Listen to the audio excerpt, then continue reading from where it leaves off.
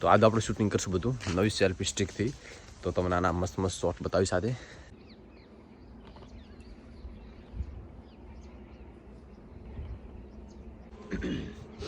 તો આ રીતે આપણે શૂટ ચાલુ કરીએ તો સ્વાગત છે તમારું. તો બેકગ્રાઉન્ડ પાસ જોરદાર આવે. થોડુંક પવનથી હાચવીત રહેવું પડે. બાકી સ્ટેન્ડ તો ફ્રાઈ મિલવાની છે. આ ફ્રાઈમાંથી નાની 4 બારી મિલવાની છે. 4 બારી એટલે કદાચ પવન આવે ને તો સીધો નીકળી જાય. ગુડ મોર્નિંગ, જય દ્વારકાધીશ. તો સ્વાગત છે તમારું નવા વિડીયોમાં. આશા કરીશ બધા ઠીક છે. આજ તો ભાઈ રાતનું પવન એટલો બધો ઠંડી છે જોરદાર. તો આજે આપણે શૂટિંગ કરશું બધું નવી સેલ્ફી સ્ટિકથી. તો તમને આના મસ્ત મસ્ત શોટ બતાવી સાથે. હાઇટ બહુ વધારે છે એટલે શોટ બધો સારા અમારા આવશે. તો હું તમને ખેતરમાં જઈને આના શોટ બધે બતાવું. તો ચલો ગેટ સ્ટાર્ટેડ. આપણે હાઇટ ઉપર ઊભા હતા અને પાછી આની હાઇટ ચાલુ કરશું એટલે એકમ અલગ જ માહોલ હશે.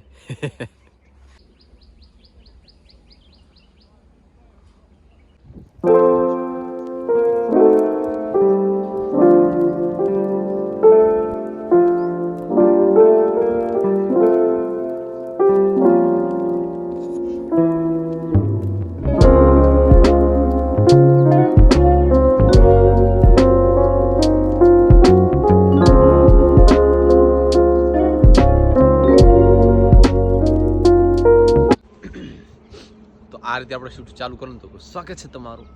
તો બેકગ્રાઉન્ડ પાસ જોરદાર આવે. કારણ કે હાઈટ જ એટલી છે ને.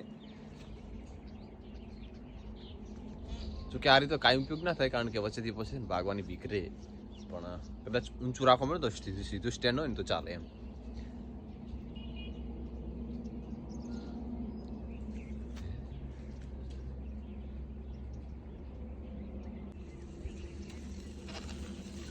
અને હા, ખાસ કમેન્ટ કરીને તમારે જણાવવાનું છે કે આ નવી સેલ્ફી સ્ટિકનું નવું સ્ટેન્ડનું આપણું વ્યૂ અને શૂટિંગ જોવાની મજા કેવી આવે છે. તો તમારે આ બ્લોગમાં તમારે કોમેન્ટ કરીને જણાવવાનું છે કે ખરેખર આ રીતે શૂટિંગ કર્યું હોય તો કેવી મજા આવે. થોડુંક અઘરું છે પણ હેરાનદાયક નથી.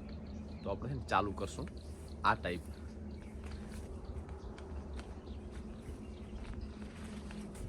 આમાં હું નહીં પણ મારી આજુબાજુમાં લગભગ 10 ફૂટ તો કવર થતું રહેશે.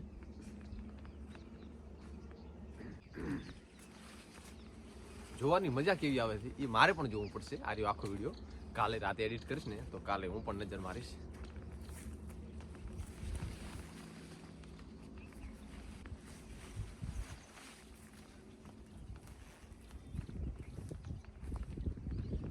ક્યાંક બારે ફરવા ગયા હોય ને તો મતલબ બે બાજુ તળાવ હોય, પહાડ હોય તો એનું વ્યૂ અને એની સુંદરતા કંઈક અલગ જ. આ સ્ટેન્ડથી દવા છાંટવાનું.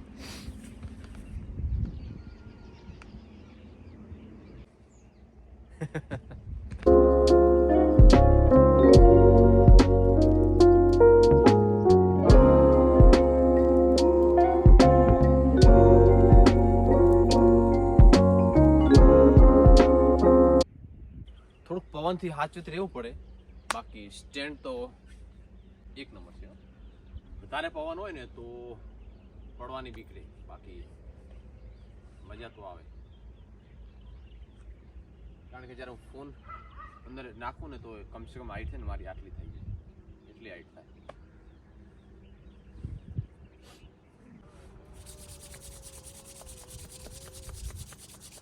આટલે ઊભો કોઈ પણ પ્રક્રિયા કરું ને તો ફેસ ટુ ફેસ એક ઇન્ટરવ્યુ લેવાનું હોય, એક મસ્ત રીલ શૂટ કરવાની હોય ડાન્સવાળી.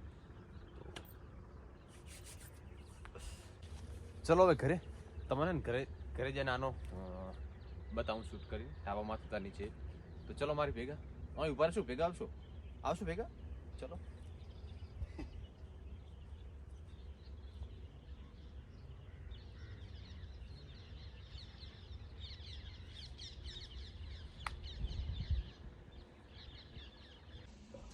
આપણાનામાંથી કભરાઈ મિલવાની છે. અભરાઈમાંથી નાની 4 બારી મિલવાની છે. 4 બારી એટલે કદાચ પવન આવે ને તો સીધો નીકળી જાય. કારણ કે પવનની હોમે છે ને એટલે ઊંચું લઈ એટલે વધારે થાય. સમજો એ આ હવા 3.5 ફૂટ આ એક 3.5 ને 800 ને 7 ફૂટ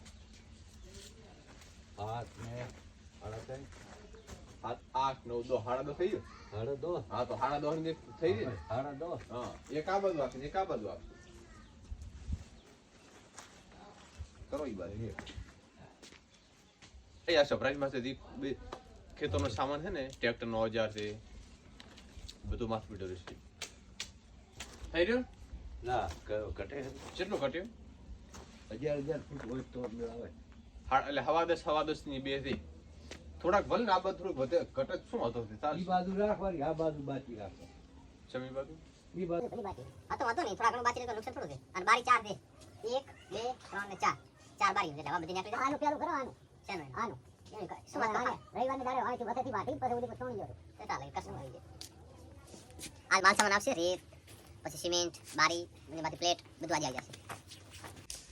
આનાથી ને આખું ઘર કવર થતો હોય ચાલો તો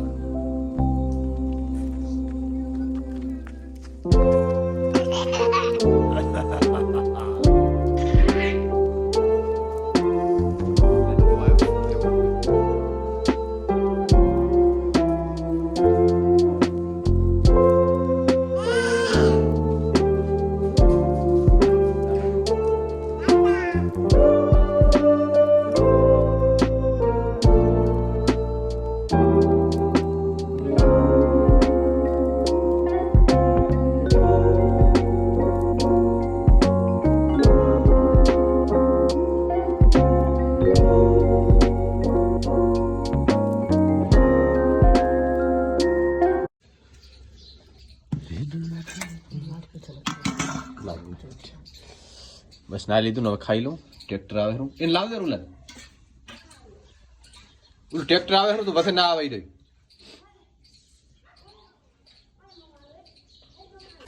ટ્રેક્ટર આવે તો એ રેત ને બધું બારી ને બધું આવી ઉતારી દે. કાલે કડીઓ આવવાનો છે તો કાલે ચાલુ કરી નાખે કેમ કે વરસાદની આગાહી છે 2-3 દાડા પણ વાંધો નહીં ભલે ભાઈ રેત છે બધું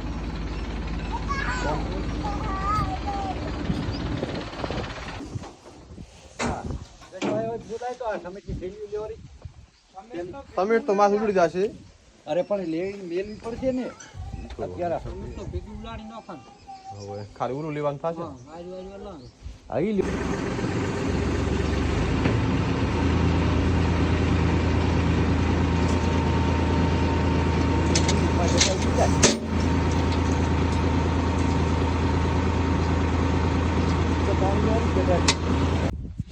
રેત સિમેન્ટ અને બારી ઉપર પ્લેટ અને ઓલી છે અભરાઈ. તો બસ જમી લીધું ગાય માટે રોટલો પણ નીકળી જશું ત્યારે તો દરવાજો બંધ કરવો પડશે.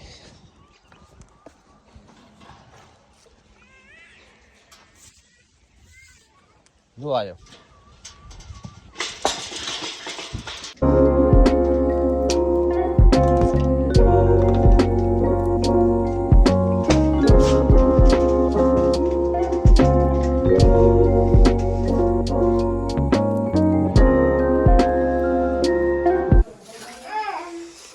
વાતો કરે ગરમા ગરમ ભજીયા બને હરા ઠંડીના.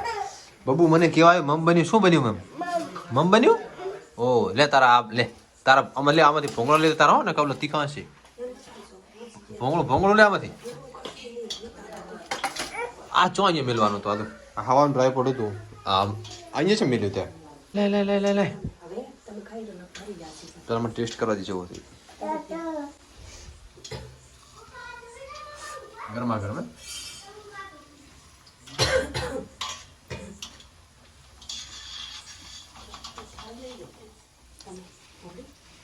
આવી જાવ ને બીજો લીધો ને લાખો મંજેરો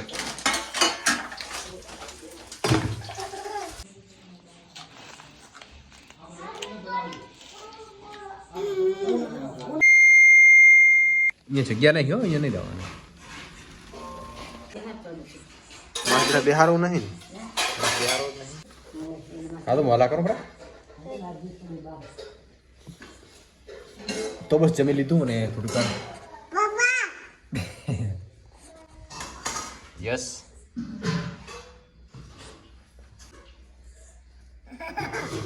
ટાટા કરો આરસી Ada ચાજી mama. મમન કરી ગઈ